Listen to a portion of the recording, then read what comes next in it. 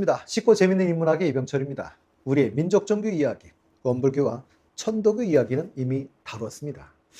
오늘은 증상교에 대한 이야기를 해볼까 합니다. 사실 종교 이야기는 저런 입장에서는 무척 어려운 주제인데요.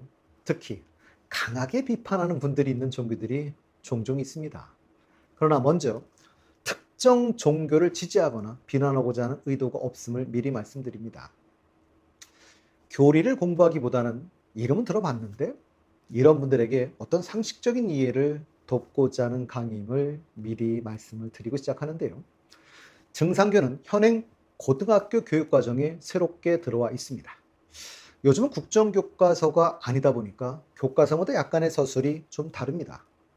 대신에 2024년 EBS 교재에 따르면 강일순에 의하여 만들어진 민족종교로 고유사상을 바탕으로 무속과 도가의 사상을 나름대로 해석하여 사상의 기초를 만들었다. 해원, 상생을 주장하며 현세에서의 지상낙원 실현을 주장하였다. 이렇게만 적고 있습니다. 우린 이 얘기를 조금 더 자세히 한번 해볼까 합니다. 증상교는 강일순, 호가 증산이죠. 그러니까 강증산이 창시한 민족 종교입니다. 모든 종교는 진리를 섬깁니다. 그래서 대부분은 먼먼교라고 할 때 무엇을 진리로 보는가에 따라 달라지게 되죠. 그래서 그리스도교는 그리스도를 진리로 보고 섬기는 것이고, 불교는 그러니까 부처를 진리로 보고 섬기는 것이니, 증상교는 증산을 진리로 보고 섬기는 것이죠. 강증산은 전북 정읍에서 가난한 농부의 자식으로 태어나 전주 지방을 중심으로 활동하신 분인데요. 이런 분들은 어린 시절 전설적인 인물임을 보여주는 일화들이 꼭 존재하죠. 강증상도 천자문을 배울 때 하늘천, 땅지까지만 배우고 더 이상 안 배웠다고 합니다. 그래서 훈장님이 물었다고 하지요. 이에 강증산이 답하기에 하늘천자의 하늘의 이치를 알았고 땅지자의 땅의 이치를 알았으니 더 배울 것이 어디 있습니까? 라고 답했다고 합니다.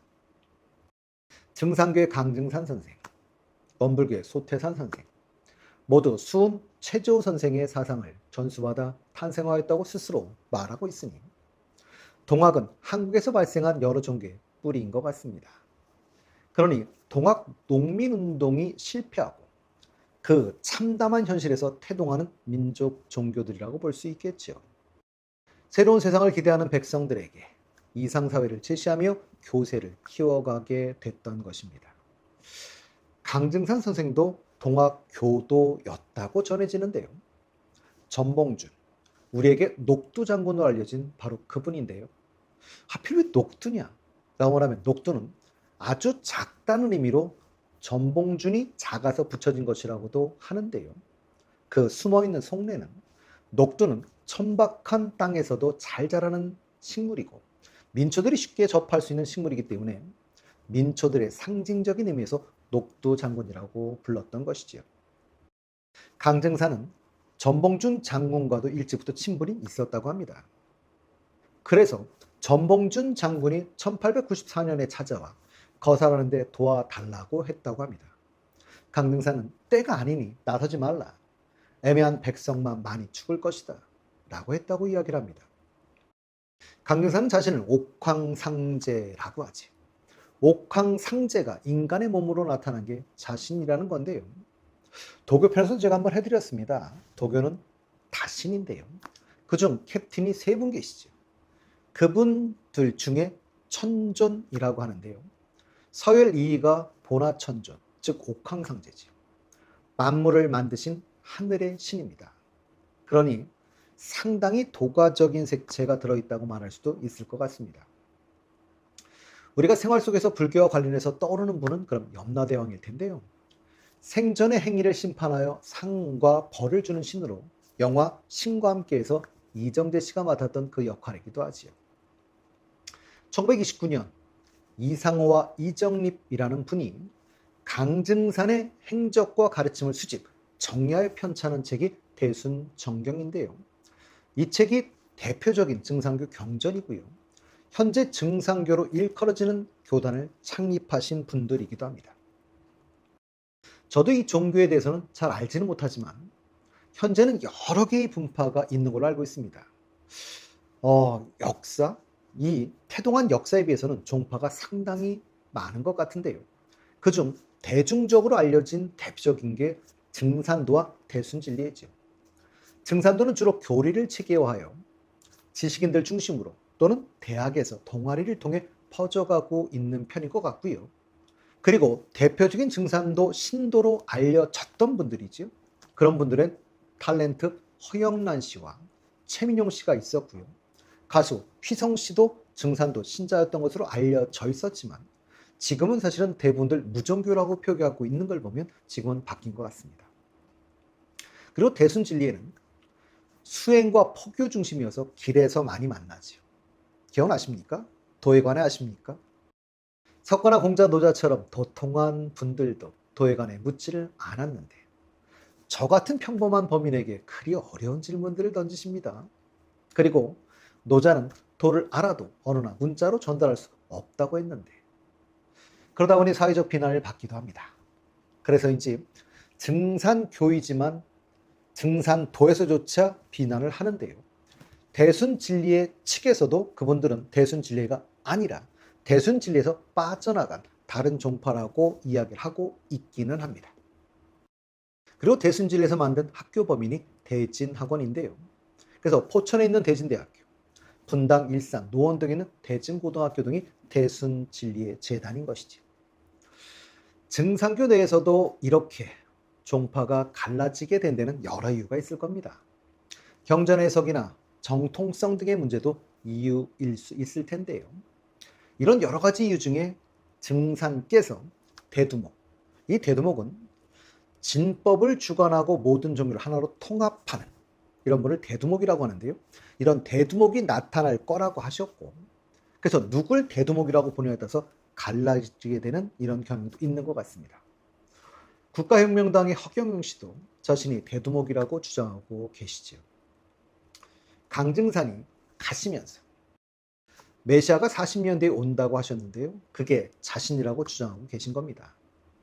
허경영 씨는 1950년 1월 1일 생이시죠. 국가혁명당 대표로 서울 인천시장에도 나오시고 대통령에도 출마하신 분인데요. 실제로 거의 1%에 가까운 28만 표를 받기도 하신 분입니다. 이분 가끔 도사들이 할 법한 축지법이나 공중부양 등의 말씀을 이야기해 줘서 화제가 되기도 하시는 분인데요. 근래에는 사실은 불러유를 만드셔서 사회적 논란이 되기도 하셨던 분이고요. 최근에는 피선거권이 박탈되기도 하신 분이죠. 자신을 화신이라고 주장하고 천국 같은 개념이죠. 사실 천국보다 더 높은 개념이라고 하는데요. 우린 그냥 천국 같은 개념이라고 보시면 되는데 이런 백궁으로 가기 위해 백궁과 연결된 지구에 세우신 게 하늘궁이라고 합니다. 여기서 모든 일을 하고 계시죠.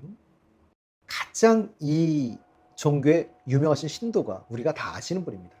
순풍산부인과로 유명하신 배우 오지명 씨가 여기 신도이기도 하십니다.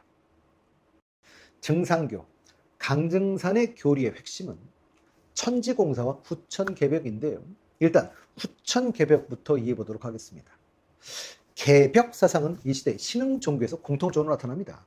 쉽게 말해 새로운 세상이 올 거야, 좋은 세상 올 거야 이런 생각이라고 보시면 되는데요. 그러나 다른 종교들, 예를 들면 기독교 등과는 좀 다르죠. 후천개벽을 통한 이상사회가 다른 종교들은 내세에서 온다고만 하지만 우리나라의 민족 종교들은 내세가 아닌 현세에서 실현될 것이라고 보고 있습니다. 그리고 증산교에서 얘기하는 이 후천개벽 사상은요. 선천 그냥 지금까지 시대라고 생각하면 되시는데요. 특징은 상급, 그러니까 관계가 안 좋았던 그런 시대였다는 것이죠. 그러니 원한이 얽혀있고 그 원한이 풀리지 않은 세상. 그럼 후천은요, 이상사회인데요. 어떤 시대를 만들자라는 이런 주장인 것이죠. 그 주장은 상생, 서로 다 같이 잘 살아가는 이런 시대. 그리고 그런 시대를 만들려면 해원, 맺힌 원한이 있으면 풀고 보은, 입은 은혜가 있으면 갚음으로써 서로 다 같이 잘 사는 시대를 만들자는 겁니다. 이것이 증산교가 말하는 후천개벽 사상이지요. 그리고 그러기 위해서는 해원과 보은을 통한 상생의 삶을 살자라는 것을 강조하고 있습니다. 두 번째는 천지공사인데요. 강증사는 득도 후에 천지공사를 시작하셨다고 합니다. 천지공사, 천지 하늘과 땅이지요. 공사 뜯어고치는 작업입니다. 그러니 세상을 뜯어고치는 작업이라고 생각하시면 될 것 같습니다. 강증사는 천지공사를 통해 불로 장생의 성경, 이 성경은 신선이 사는 곳인데요. 이런 성경을 만들고 옥황상제로서 본인이 다스리는 정부를 세우려고 한 것이었는데요. 그 정부를 조화정부라고 표현을 하죠. 이건 제 주장은 아닙니다. 증상교를 비판하는 사람들의 이야기인데요. 한번 들어는 보고 갈까 합니다. 증상교에서는 증산을 상제님이라고 하는데요. 증상교의 주장이 아닌 우리가 쓰는 말 정도로 표현한다면 윗상자 임금제치가 위에 있는 임금, 즉 서양식으로는 하느님입니다. 대부분의 종교에서의 주장은 그분은 인류의 구원을 위해 오셨다라고 하는데요. 증상교에서도 인간의 몸을 통해 오신 하나님이 증산이라는 것이요. 1940년대 일제치하에서 증상교의 교세가 엄청났었다고 하는데요.